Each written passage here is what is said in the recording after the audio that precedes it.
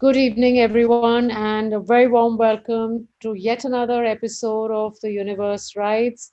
We normally do this event once in 2 months, but last month, when we had a very stimulating session with one of our other authors, a lot of people from our audience wrote in saying, can we please do it as a monthly event? So here we are again, coming to you with two very distinguished men and two experts in a field that is being talked about a lot these days. That's artificial intelligence. I am going to introduce you to the speaker for the evening, Marcus du Sotoy, who's the author of The Creativity Code, How AI is Learning to Write, Paint, and Think. And there are plenty other books. He's just told me he's delivered another fresh manuscript, and he's also worked on a play which has a running strand of some part of it connected with India, which is something that we really have to look forward to. He is also a professor for public understanding of science and professor of mathematics at the University of Oxford. He's obviously spoken on a lot of radio and TV programs and on the BBC also, especially called The Story of Maths. And he's also been honored by an OBE for his services to science in 2010.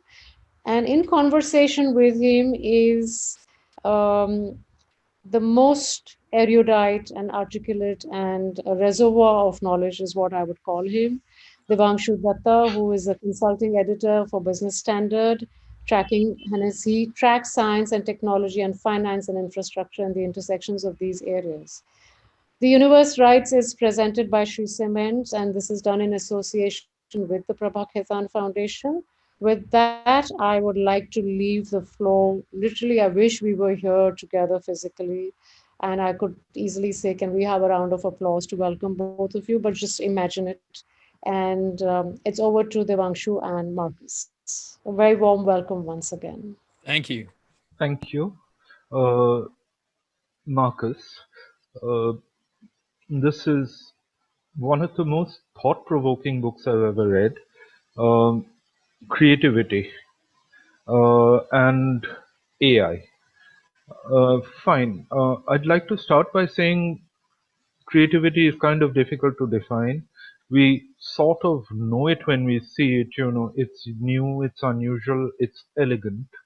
But you've taken a definition from Margaret Bourdain, three types of creativity, and then you've pretty much explored where AI has gone with this. So would you like to, start by getting into Dr. Bourdain's definition? Absolutely. Yeah, I think you're so right that creativity is one of these slippery words, a bit like consciousness, that you sort of know it when you have it or you see it. But I do think it's quite a tricky word to pin down. And I think what's interesting about this book, of course, is that I mean, we're in an incredibly rich age of AI. We've had AI winters for 4 decades. I think we're in an AI heat wave at the moment, with the impact that kind of new ways of writing code is producing real extraordinary breakthroughs.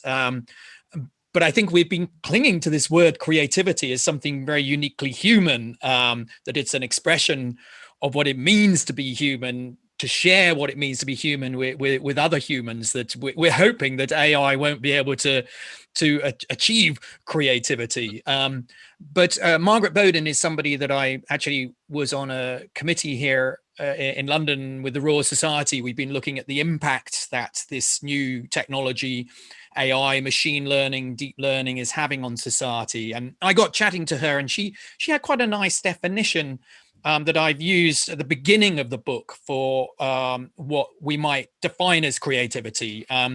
She says it should pass 3 tests. It should be new. Well, novelty is something that you can judge quite objectively, so that's quite nice. Computers can make new things quite easily. But it's the 2 other qualities. It should be surprising and have value. Now, both of those things are very subjective. Surprising is something which engages our emotions, so that's important.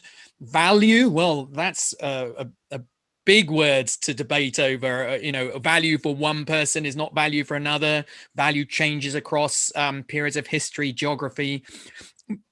But I think the point of why this might be susceptible to this new style of AI is that machine learning is a code that thrives on being given data that it can learn from, adapt, rewrite itself to be able to meet the challenges of perhaps producing data of a similar quality. So there is the chance to give this code the things that we find surprising, the things that we value, the art, the music, the literature, the mathematics, and that it might be able to sniff out the qualities that distinguish the valuable art from the art that we don't think is very good, and perhaps be able to be creative in its own right. So the journey of the book is it able to sort of learn, as in a sense a human does? I mean, how are we creative? I think the interesting thing about the book is it's as much an exploration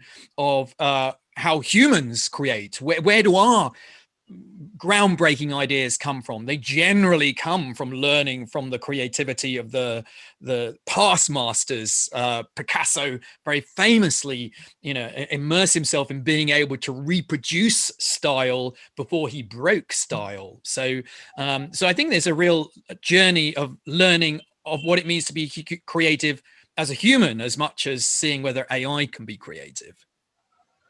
One of the more interesting things about this is that deep learning, the alpha zero sort of concept, actually turns our idea of learning upside down. I mean, to take an example, you spent 15 years learning 3 millennia worth of mathematics before you started exploring new ideas in symmetry. With an alpha zero, you don't teach it anything except very, very basic rules. And you just tell it to figure it all out for itself.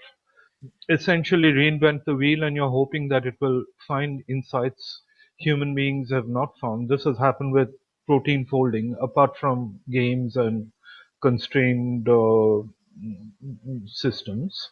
And how does this work with something like mathematics? I mean, can you just, give it basic axioms and tell it to carry on from there? And will it be able to derive, let's say, Riemann geometry from Euclid? Yes. I think this is very interesting because, in a sense, the book starts with the story of the success of writing a piece of code to play this game, Go, this ancient Korean game of Go, which traditionally was a very hard game to write code to play because often, professional Go players couldn't really articulate why they were making moves. So it was very hard to write code. And so what's interesting is the first piece of code, called AlphaGo, was given human games to learn from, and then started making synthetic games.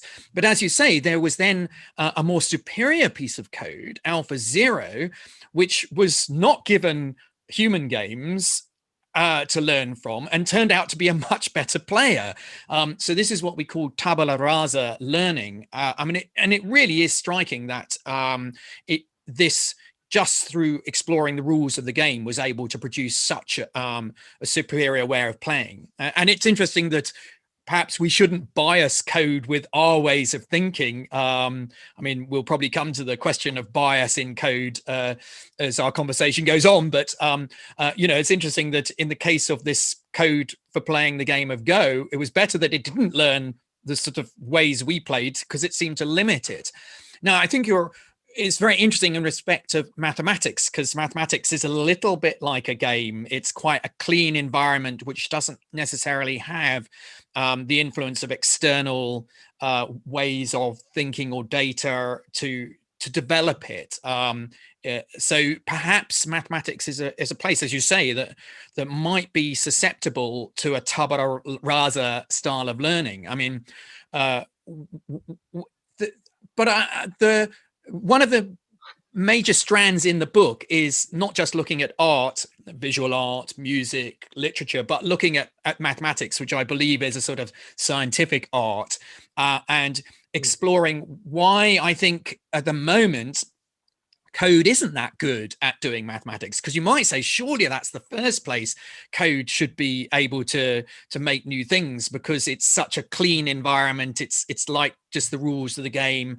But as I try and illustrate in the book, I do think that there is this extra side of the creativity that I talked about, the emotional reaction, why we value certain bits of mathematics over others, even though, two theorems might be both logically true, might be as complex as each other, but will respond emotionally to one and value it, whilst the other is just a sort of seems to not resonate at all. So I think what's interesting is whether, that's what I have learned. The data that I've been given is the things that the journey we've been on ever since sort of the Babylonians, Egyptians, ancient Greeks through to the modern day. That's totally informed my decision-making process about the things that I think my audience will get excited by when I present them. So I think there's a very interesting quality about whether AI will go the same way. And I made a program about artificial intelligence a few years ago for the BBC, for our Horizon strand. It's a long-running scientific documentaries. And at that point, it's actually before all of this machine learning revolution. And it was felt that if we were going to try and get an intelligence which was kind of similar to human intelligence, then an important component of that is going to be embodiment, that the code shouldn't just be isolated in a black box, but should somehow have a robotic side to it, such that it would interact with its environment. And when I was talking to an AI researcher, he actually threw down the gauntlet to me and said, I think that all the mathematics that you have discovered through the several thousand years of development actually is all related to your embodiment. That actually everything starts with the human body's connection with its environment around it. And I thought, well, is that really true? Something like the square root of -1, an imaginary number, it isn't anywhere. But as I thought about it, I traced it back, I realized, well, that breakthrough came out of a question of measurement across a unit circle, something that square root of 2, so why not square root of something else? So so it's interesting whether if you let an AI loose on the world of mathematics without embodiment and did a sort of tabula rasa learning, would it come up with sorts of mathematics that are very new, because it's not limited by the fascination our human body has with its interaction with the world around it? Yeah, it does. Excuse me. It doesn't visualize anything, so it might conceivably find it easier to visualize in n dimensions. Something like the Poincare conjecture. I mean, it makes an instant connect when you're talking 3 dimensions, but it took over 100 years and a genius to figure out that it actually does seem to work. Or something like, talking of complex numbers, the Riemann, I don't know how his name is pronounced, hypothesis. It's such a gorgeous diagram when you start extending it to the complex number domain. And you say this has to be true, but we can't prove it. Yes, and yes. Maybe that is a constraint because we are embodied. Perhaps if you're not embodied, you would be able to, so to speak, think outside the box a little more. Yes, but I think I mean, it's interesting. This is called the universe writes, because I think that's quite important quality of mathematics, that it is storytelling. It is taking people on a journey about characters that we know something about, and perhaps, Riemann is taking us into um, uh, speculation about a quality of these characters that we're not sure is going to be true or not. And so I think that there's an element of the choices that we make in mathematics about the things that we value.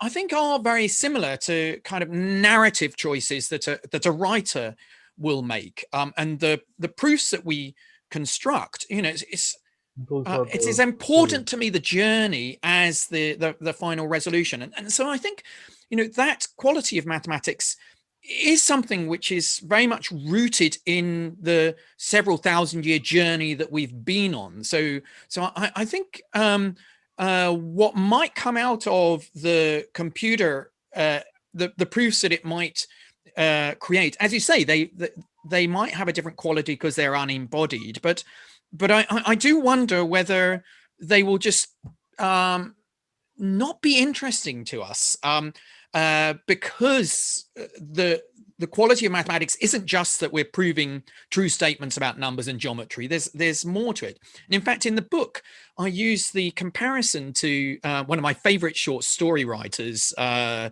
Argentinian writer Borges. He the wrote this. library. The Library of Babel is a beautiful. If people haven't read this story, I recommended it. 10 pages, beautiful idea of a library that contains every single book that it's possible to write. And at first sight, it seems like this book has everything. Yet ultimately, you realize it has nothing because nobody's made any choices. And for me, mathematics has that similar quality that I'm pulling out the true statements that have something more than just being true and new. They're emotionally engaging. They have that surprise, those jeopardy moments, and they have value because they're part of a sort of grander story that we're telling. So I think that's unexpected to people who are outside of mathematics, that I'm not just trying to produce a sort of mathematical Library of Babel with all the true statements of mathematics inside them. And that's why I think there really is a difference between the computer and the human. The computer at the moment, when it's doing mathematics, tends, and I talk about one project called Mizar, which is an amazing use of machine learning to really produce a lot more computer proofs. But when I looked through them, none of them resonated for me. And I felt this was just, well, the AI seems to be more interested in just producing a mathematical Library of Babel, whilst I want to produce, a human library with a selection of things in it that are of value. Which have some emotional Yes. connect. I think this is a real surprise to people that there is this emotional side. I mean, when I discover a new piece of mathematics, I'm lockdown has been quite fun for me here in London because I've been scribbling away, doing mathematics as well as writing plays and books. And that quality of the aha moments, that's a very emotional moment where suddenly everything clicks together. And then the joy of sharing that with my collaborators at the moment via Zoom, that's part of being a mathematician. And that is, that is about stirring the emotions. You've talked, speaking here, you've talked a lot about music, which is obviously close to your heart, and which is also obviously a mathematical construct. Uh, One of the things here is that the point you made that if people do not know that the music has been produced by an AI, quite often they are emotionally moved, even though the creator obviously has no emotions, or at least we don't think it has any emotions.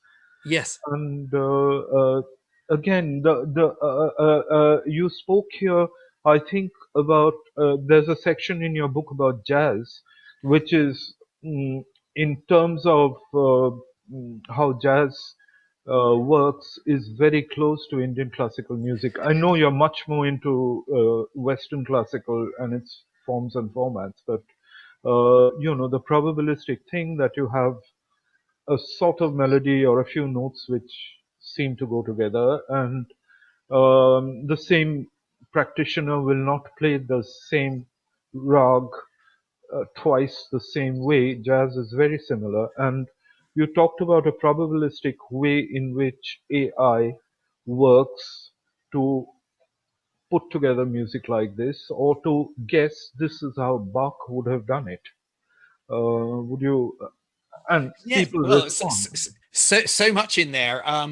One of the things that you mentioned right at the beginning, which upsets people about art created by AI, is when they feel tricked by it. Absolutely, and I talk actually about some visual art that was displayed at Basel Art Fair, and people express more of an emotional reaction to their AI art, and then when they were told it was created by a computer, they felt cheated. And this is very interesting because I think it really helps us get to the heart of actually why we create art, visual, music, literature.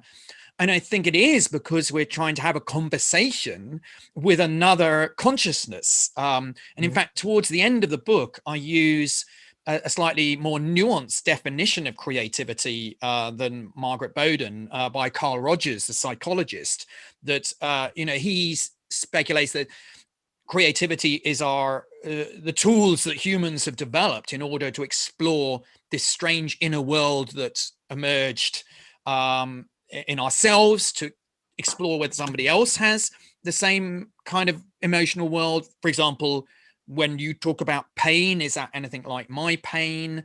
And actually, I speculate in the book that I think that maybe human creativity emerged about the same time as human consciousness, that once we suddenly became conscious that we needed some way, it's a very strange thing, that suddenly a voice inside your head and an awareness that must have emerged, and then you want to know whether somebody else is like that. So I would say that 40,000 years ago is about the time when we think that art, creativity for its own sake, not for tools, emerged. And so, but I think that you have to remember that the AI that we are seeing at the moment, that's doing the creativity, playing music, producing visual art, it's learning on our art, and that our art is an expression of our emotional world. So I think it's not surprising that, and people shouldn't feel distressed if they have an emotional reaction, because actually what they're responding to is the human emotional world taken through this new filter. But the interesting thing about that jazz AI improviser, it's called the Jazz Continuator, the story I tell.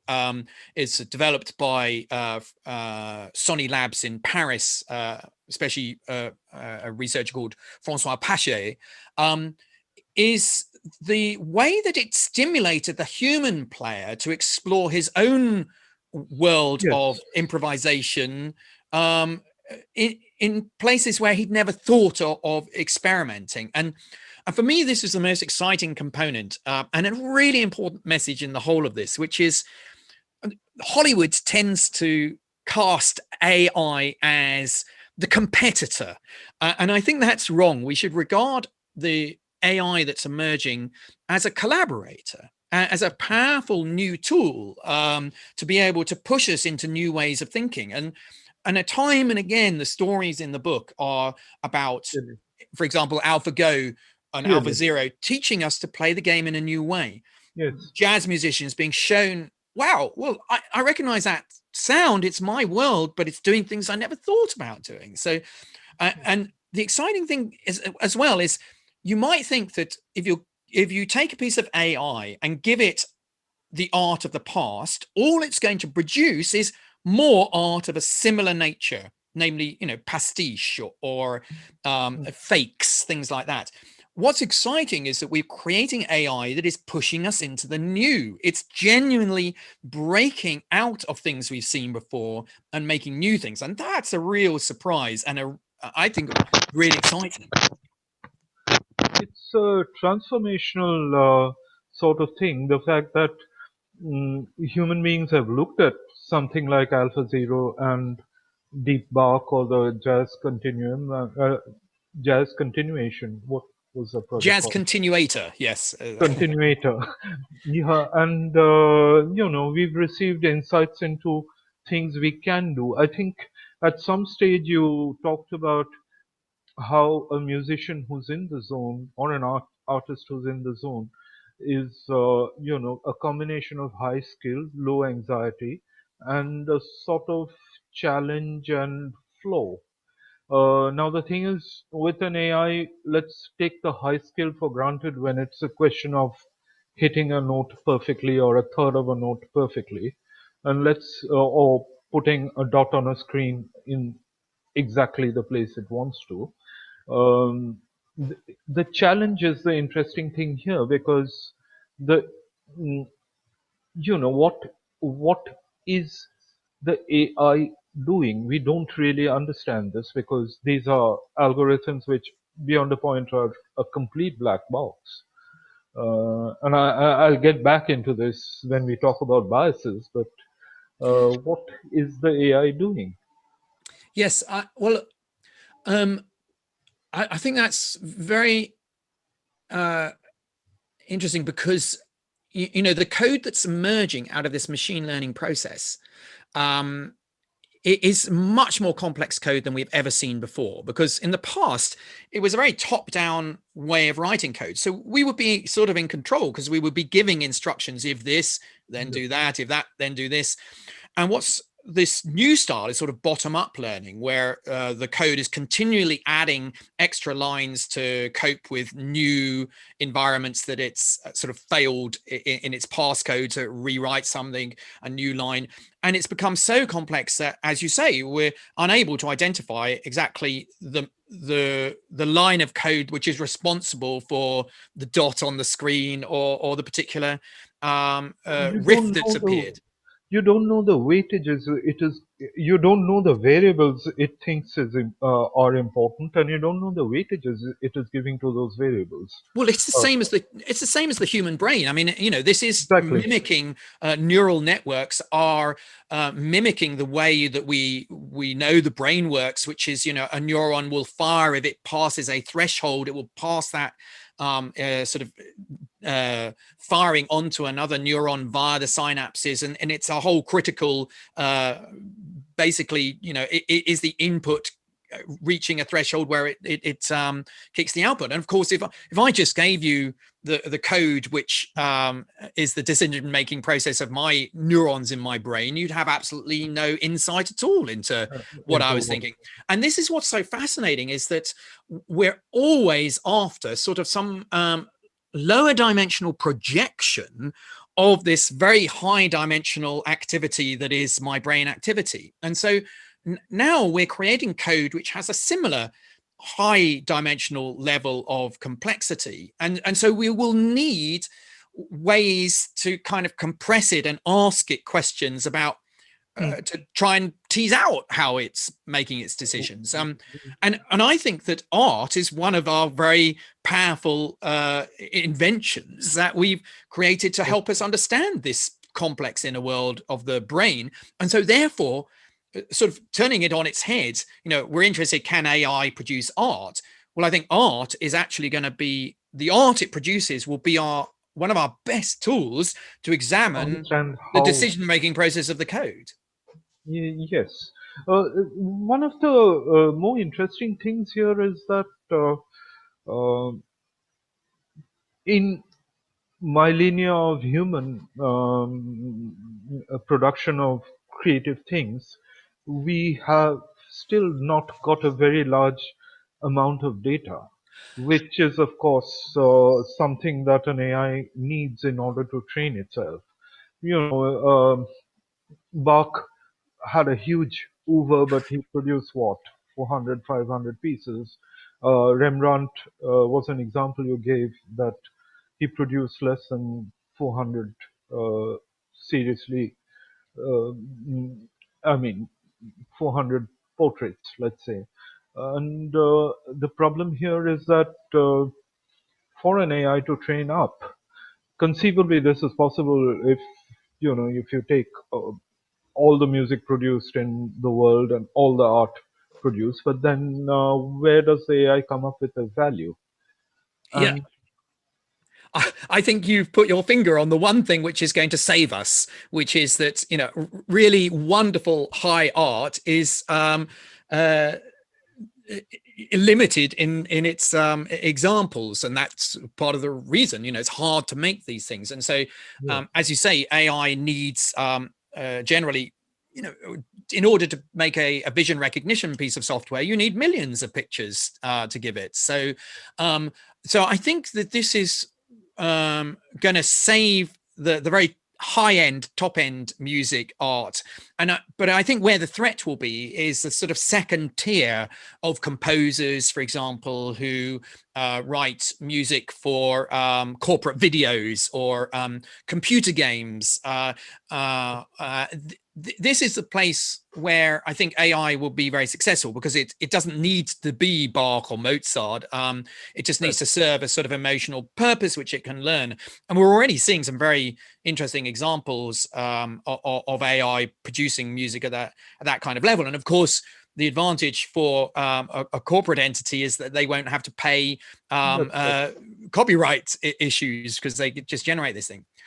And for example, something like computer games is really interesting, because of course, as people play a computer game, each person plays it in their own individual way and navigates a different journey through the game environment. So you need a music that can respond to each individual. So this is perfect for AI in some ways, because it will be able to adapt and you know, beautifully meld one style of music into another as the player goes from one room to the other. So I think, you know, whilst a human player has to try and meet all eventualities, and it can sometimes be a bit clunky, you've got the potential of using this you know, powerful tool to really create quite seamless musical journeys through, say, a game environment.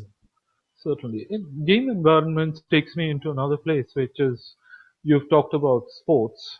The interesting thing that, you know, Google's PageRank algo could actually be used to look at effective football. I think you took the example of England being restricted to two men, Lampard and Gerrard, in the midfield, and if you cut them off, then it didn't work anymore. And the English team couldn't work anymore. Whereas the Spaniards, with that tiki-taka style and no single player being absolutely pivotal, worked. And again, intuitively, as a football fan, I'd say that the Spanish play more aesthetic football. Yes. And the fact that you can use something like Google search algorithm to actually tell you about sporting styles, and conceivably you could extend this to other games. Yeah, I think it's, I mean, people might say, what on earth's the connection between Google page ranking and football? And the idea is that there's a network underlying both of these. That on the internet, the way Google very cleverly ranked a website as more important than another is if it got linked to by other websites. So we move that to football by saying a player will be important if people pass the ball to him. So you can absolutely apply the same algorithm to a football team to identify the important hubs in the team, just in the same way as Google identifies the important hub websites. And the thing about the Spanish team was that there was nobody in the team that was sort of more important, because they spread the ball so nicely around. And so they were much harder to play, whilst Lampard and Gerrard, they were somehow came to the top of the page rank, and therefore you knew to take these two players out. But I think this is we're seeing the beauty of mathematics at work in this example, because the point about mathematics is that you understanding an underlying pattern or structure, and somehow it doesn't matter quite often what it's talking about. So whether it's talking about website addresses and links to those website addresses, or footballers and passes to the footballers, both have the same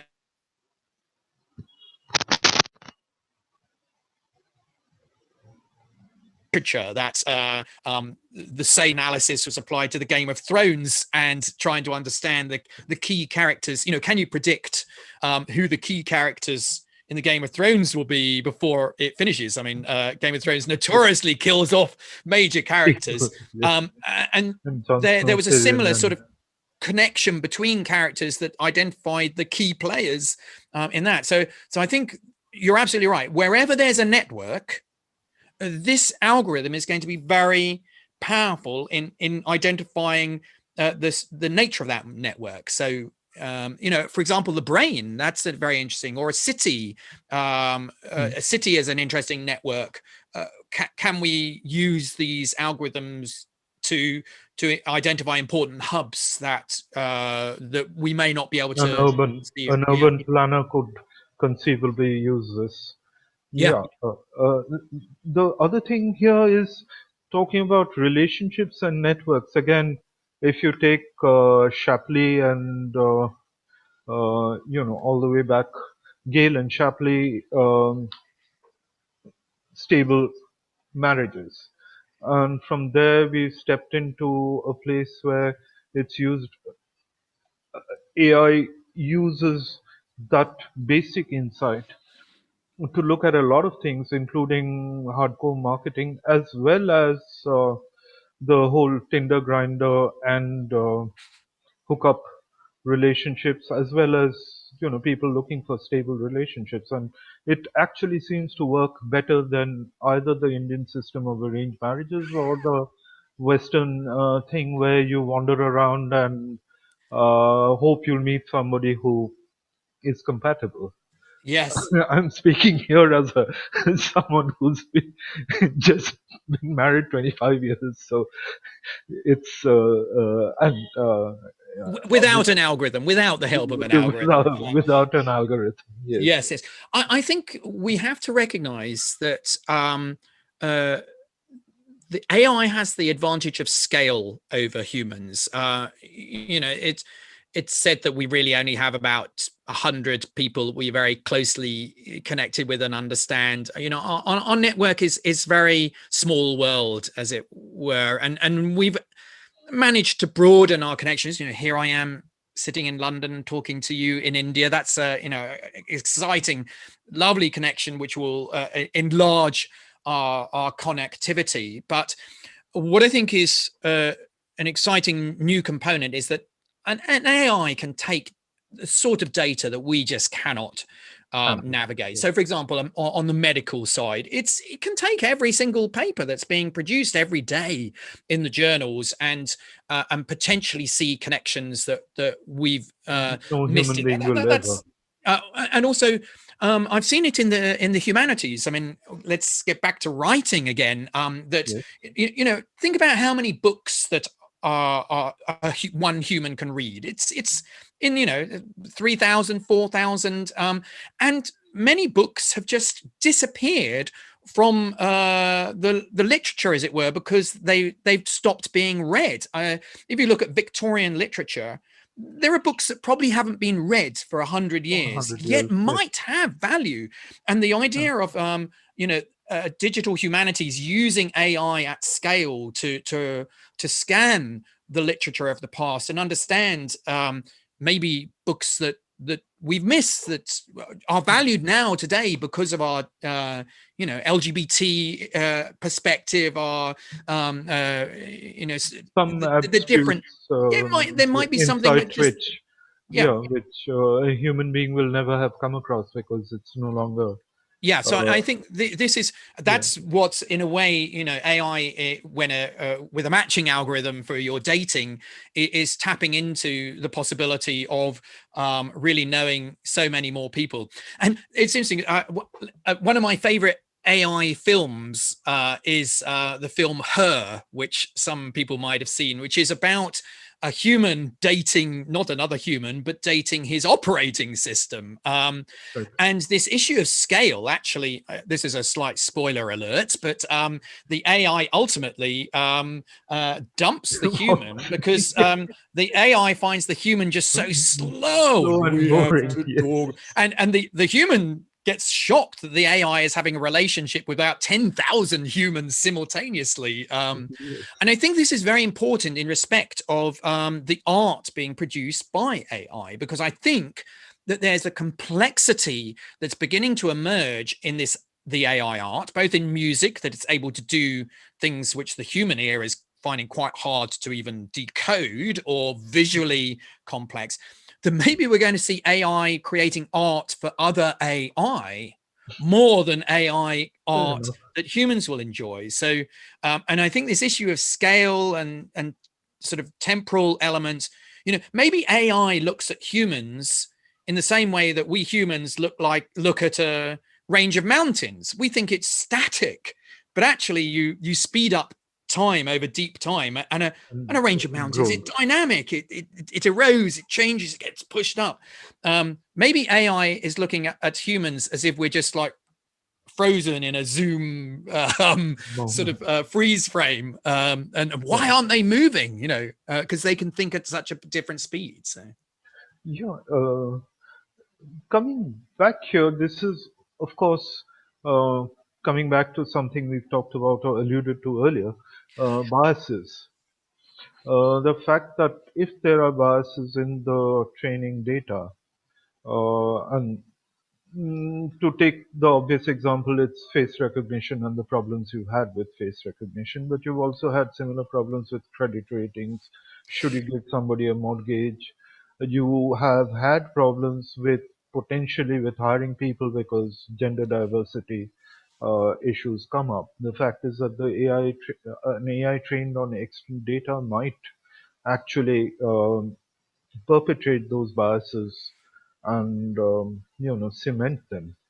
How do you handle something like this when you don't understand what the code itself is doing? Yeah, so I think one of the most interesting examples of visual art was a story which potentially shows the power of art to help us to reveal these biases. So it's a story of an algorithm called Deep Dream, which was produced by Google. So Google has produced a wonderful vision recognition software. We give it an image, it tells you what's in, if we gave it this image, it'd be able to identify the guitar in the background, that there's a human speaking. But they were interested, what is it actually seeing? And so what they did was to reverse the process. They gave it an image which was basically just sort of random pixels, and asked it to just accentuate anything visual image it was seeing. A bit like, if I look up into the sky and I see clouds, and then I see a snake in the clouds or a dragon. And when they did this, they understood a little bit of the learning process of the code and its biases. For example, a lot of images of animals, eyes, faces, because many of the data had those in it. But sometimes it would pick out bad learning. For example, it was given a gray background and it started to see dumbbells in the background, and it started drawing these dumbbells. But the weird thing was the dumbbells all had arms attached to them. Why? Because the AI had never seen a dumbbell on its own. It had only seen dumbbells held by strong men and women, and it thought it was part of our anatomy. Strong men and women seem to grow these amazing things at the end of their hands. So I think that what we could very powerfully use the art that an AI might produce to unveil these kind of biases. And absolutely. And this is why we create art, to understand the inner world of ourselves, the inner worlds of others, which is complex, subconscious, unarticulated. We need tools for our own interactions, and why not use those same tools to perhaps reveal the way an AI is making its decisions? Another question, which is not so much about AI, though I'll come back to it. You've spoken here about the potential existential crisis for mathematicians when a game like Go gets handled. One of the things, mathematicians have unusual minds. I mean, without getting into mental health issues like Cantor, Gödel, Nash, someone like Perelman or Voevodsky or Zielberger, three people you mentioned, They're very unusual human beings. Your social interaction with them, the way they see the world, and I'm sure this is true for you as well. Mm, or someone like Aloy or whoever, all of them, they have unusual ways of seeing the world.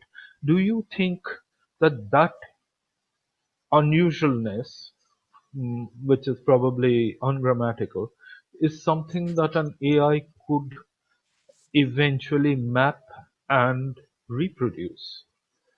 Um, Well, yes. I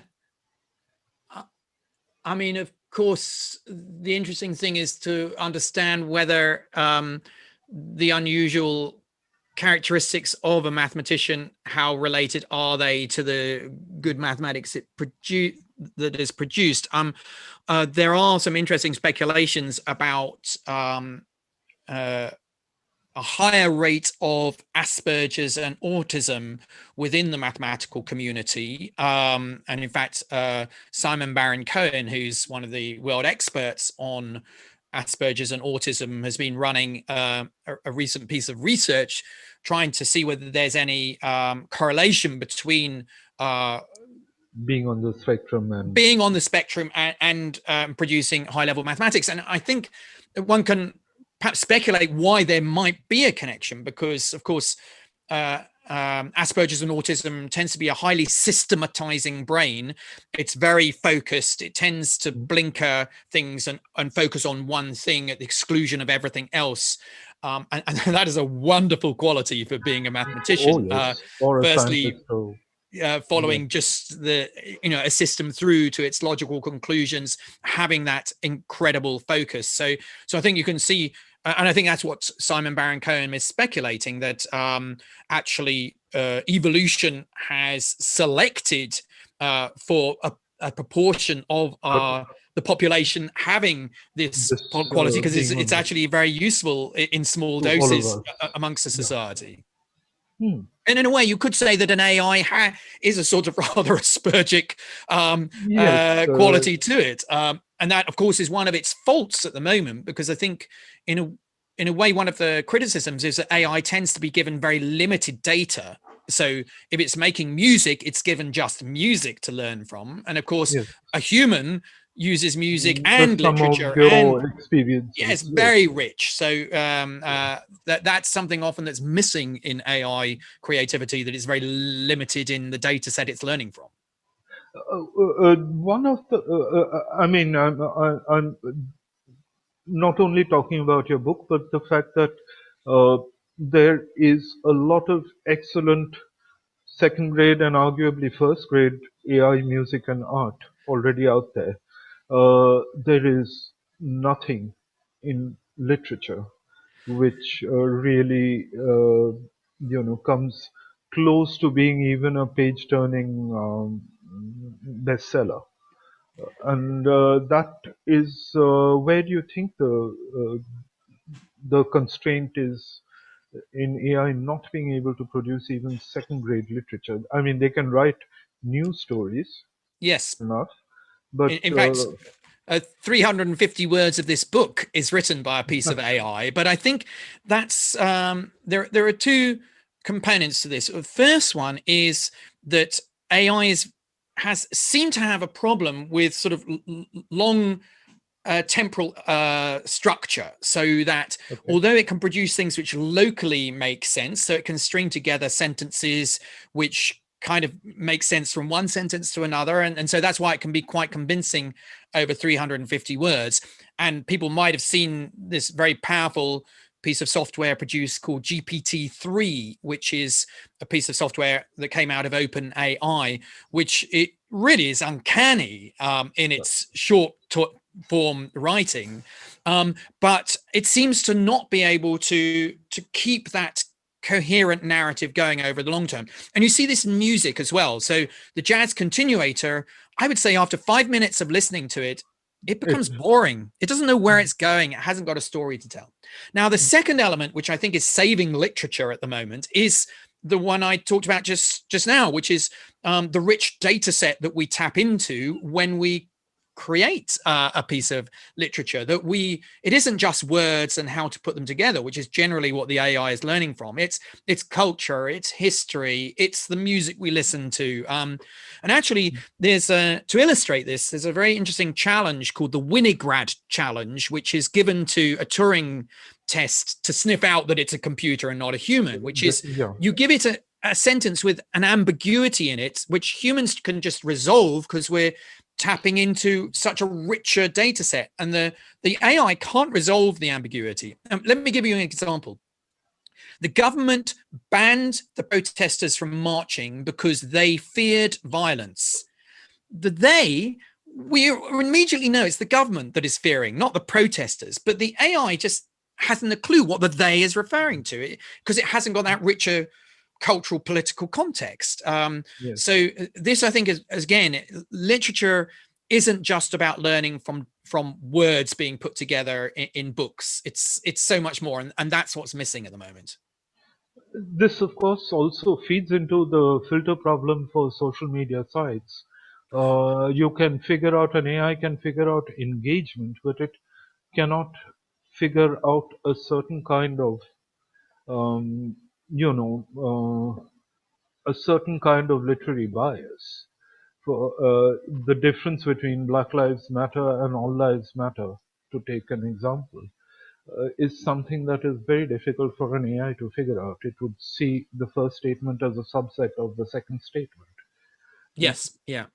So I think And, we will see. My feeling is, why do we write? We write because we have an internal world. It's an expression of our, and I think, a really important word that came up quite often in this book was the word intention, which I think distinguishes the human from the AI at the moment. That the intention is always being driven. If an AI creates something, it doesn't have an intention to do it. That intention is always begins with a human. So AlphaGo didn't want to play the game of Go. It was the humans who wanted it to play. So I think you'll only get intention in AI once there's an internal world that it needs to somehow share with us. When it suddenly becomes conscious, my iPhone suddenly says, iPhone think, therefore iPhone am. And I've got, is there something going on? Then I think we'll start to see it expressing what it might be like to be a piece of conscious AI, and then we're going to get an amazing novel out of it. But I think it'll be many years before the universe invites a piece of AI to share its novel with the audience that we have here today. well, one of the funny things here is that, for example, with self-driving cars, you do run into something that insurers are now worried about, the trolley problem. That in a situation where a human driver, has a choice between killing himself or herself, or killing one random stranger or three random strangers, you will make a decision of some description. How does an AI make a decision of least harm in those situations? And this is eventually a question of ethics and values. But it is also the kind of question that somebody who's producing great literature has to make a decision about. Do you kill off Jon Snow, or do you not kill off Jon Snow? Yeah, even if that's not great literature. Or do you have a chimpanzee librarian, an orangutan librarian who runs the Library of Babel, as Terry Pratchett did? So that's an area which AI is increasingly going to have to think about. Absolutely, and already is having to. I mean, we're already having to make decisions about who, and this is very interesting in respect of ownership of the art that's being produced. Who is responsible? So if a driverless car kills somebody, do we prosecute the person who wrote the code? Do we prosecute the code? Do we prosecute, or so I think there are very interesting issues of accreditation that are going on that need to be addressed. But I think one of the I mean, you mentioned writers, of course. One of the interesting writers that's been exploring this just recently is Ian Mcewen.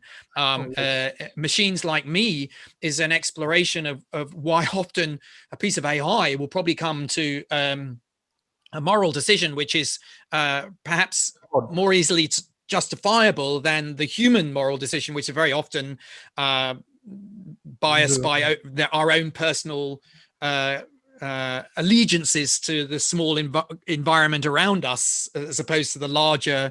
Very often we will protect the family in opposition to perhaps something grander and greater. And so I think there's very interesting issues about whether AI, can AI be more moral because it's got, but actually, do we want it to be? Why are we making decisions which perhaps, we regard as maybe not justifiable within ethical philosophy, but yet still believe are the right ones? It's a very, very interesting issue.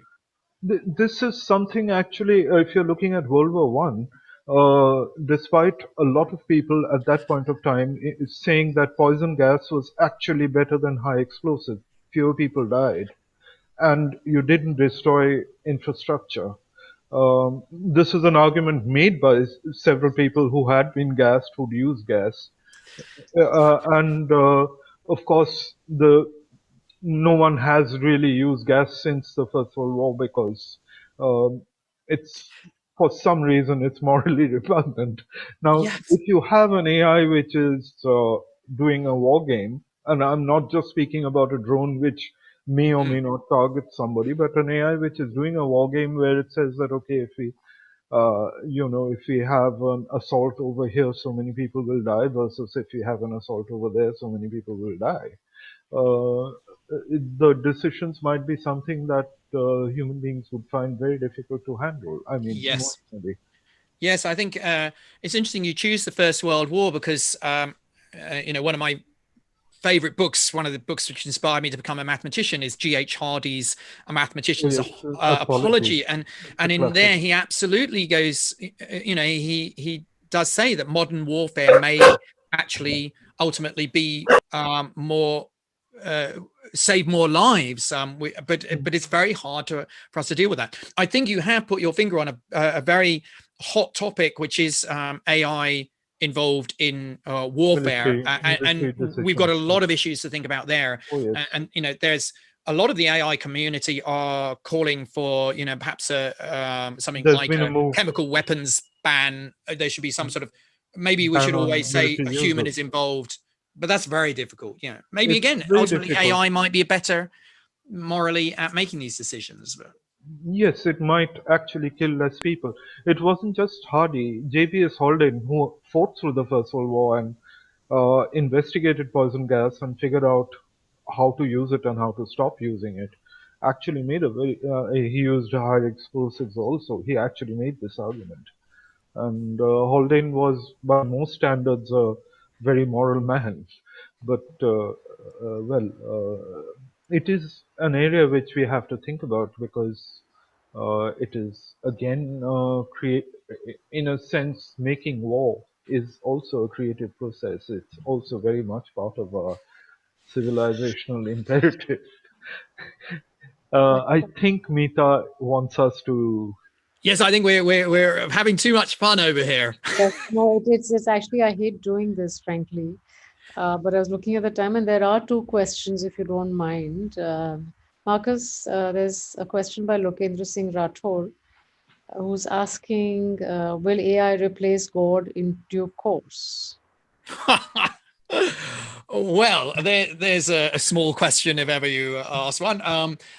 Well, it's interesting because perhaps I'll go back to my previous book, which was called What We Cannot Know, which was the question of whether in science there might be things that will always be beyond our ability to know.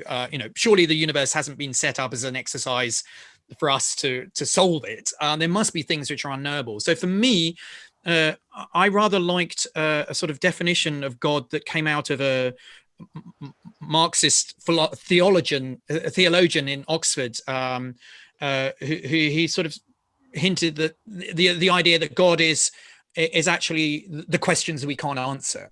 And in a way, we've committed iconoclasm by giving this very abstract idea. That sounds like God backwards, but Yes. perhaps he's objecting. What are you saying? I'm unknowable. My feeling is that, you know, religion and God is always been about the unknowables, and so will AI replace God? I don't think so. I mean, I think it might replace kind of magic, because this thing is going to be able to do things. You know, that, I mean, science has in a sense done that as well. But I think there will always be things that we don't know, and that place is probably where God will always be for us. The second question is quite interesting. Would you take that? Yeah, the Hello? second question is by Shashi Warrior, who himself is a very prolific writer. He's talking about bias. Isn't the very act of writing AI code an introduction of bias into the system?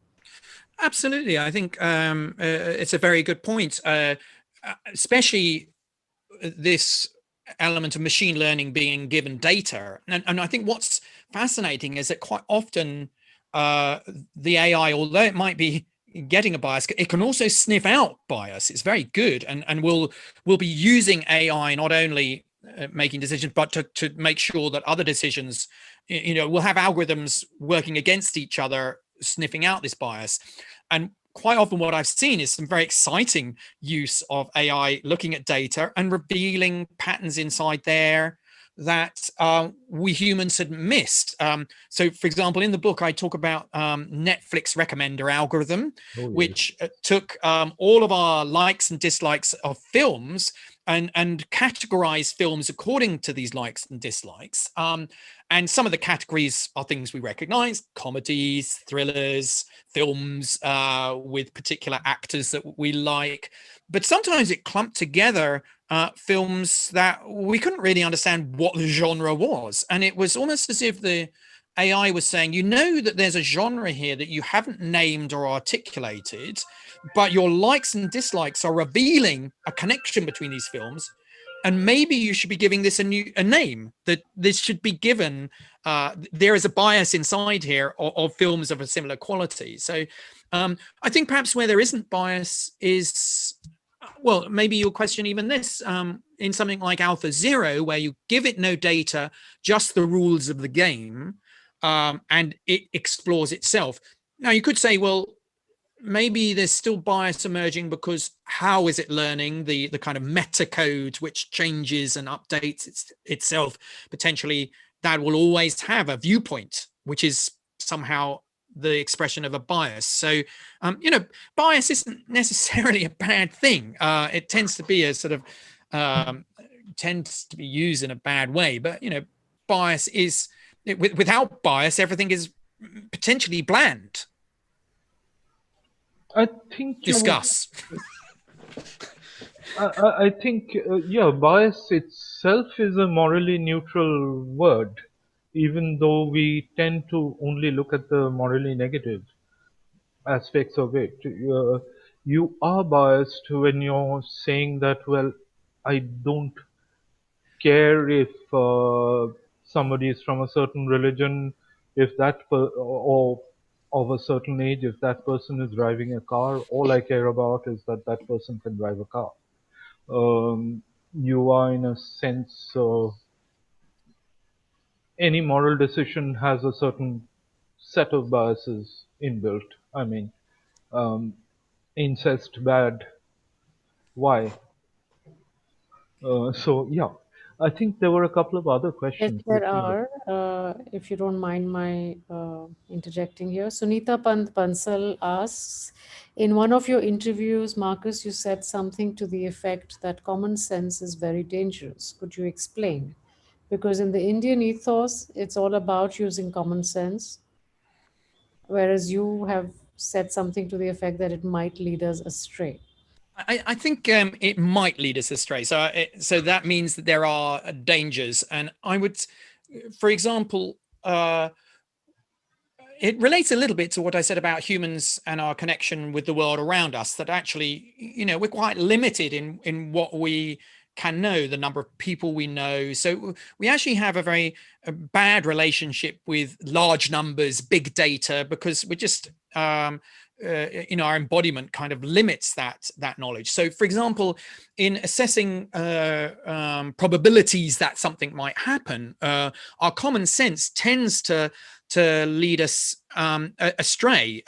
So we tend to think something might be much more dangerous than it actually is, because the actual danger kind of clouds our ability to understand, well, the probability that this will happen is so low. So I think that common sense, very often it's Daniel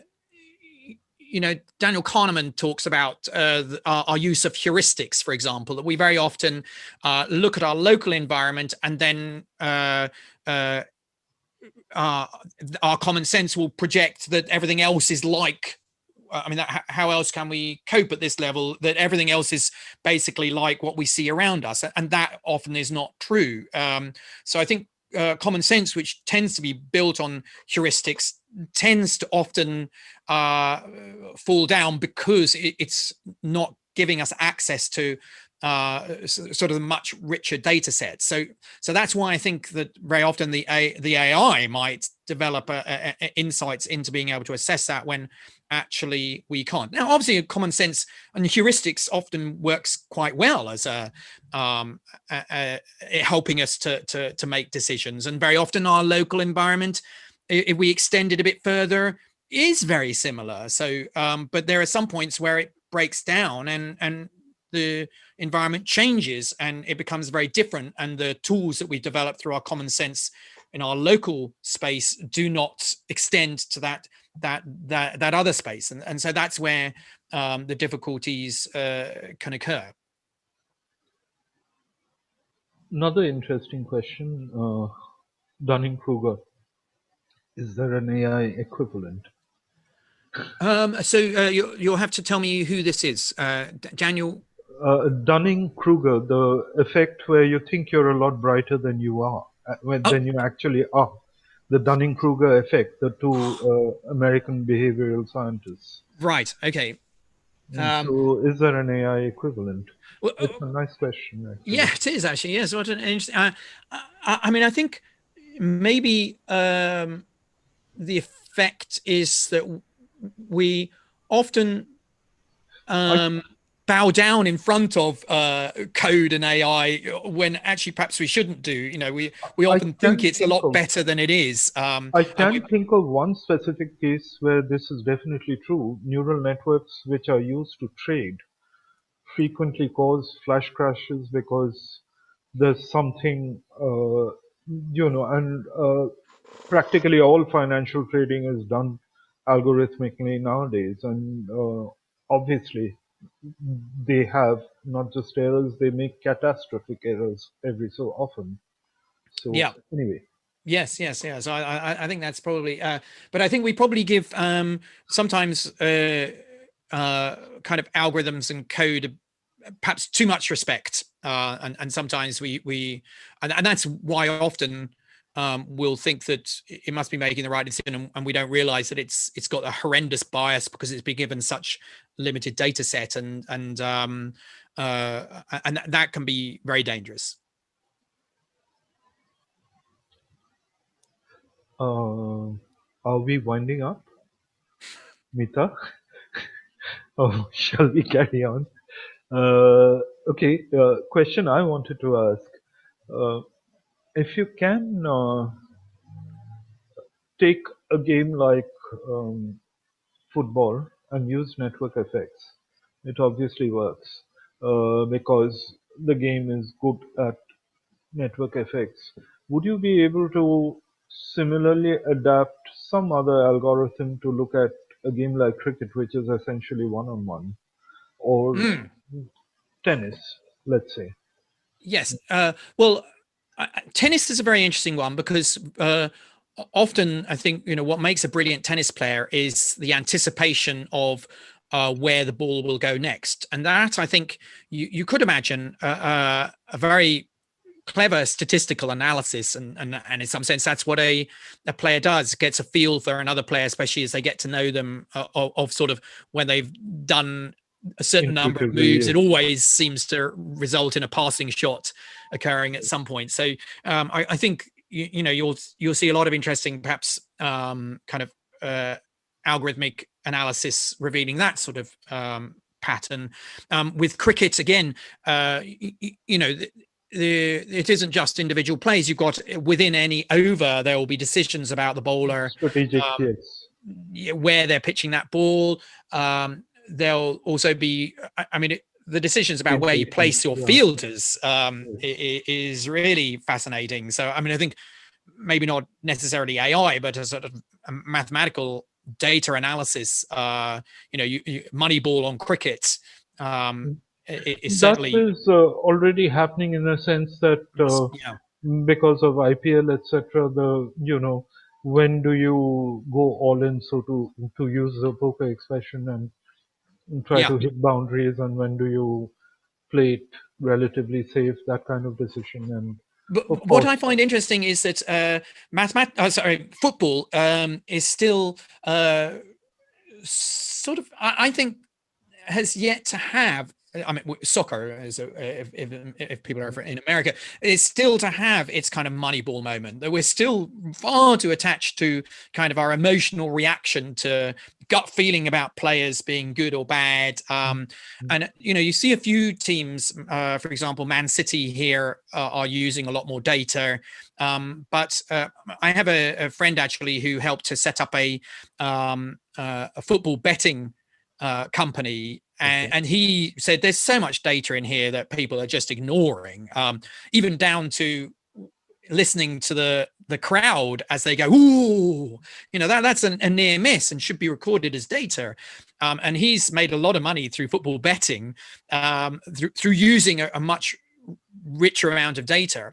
And he actually applied this. Then he bought a team in Denmark, which had never won the Danish league, and he applied a kind of very Moneyball approach to the team, and that team that season won their championship. So I think there's a real opportunities in sport to use data, and because AI is good at data, that AI being a part of. Conceivably, you could have an AI as your coach, or at least as your assistant coach.